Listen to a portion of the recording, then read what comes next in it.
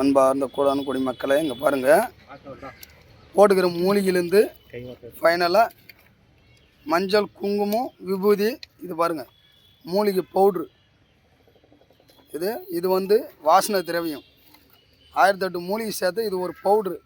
நீங்கள் சொல்லலாம் மஞ்சள்னு கூட, மஞ்சள் கிடையாது சாமி, சத்தியமாக இது மூலிகை பவுட்ரு. தெய்வத்துங்களுக்கு உகந்தது. அதனால் இங்கே பாருங்கள், கலசத்தில் போடுறோம். இது போல் தான் நம்ம அனுப்புகிறோமே தவிர, இதெல்லாம் அவங்கவுங்க விஷயம் எப்படி அப்படிக்குதோ அதை பொறுத்து தான் நடக்கும். பாருங்கள் தேங்காய், இப்போது இதை தான் அது மேலே உட்கார வச்சு நூல் சுற்றுமே தவிர, இதுக்குள்ளே வந்து விஷயம் இருக்கிறது, ஏகப்பட்ட விஷயம் இருக்குது.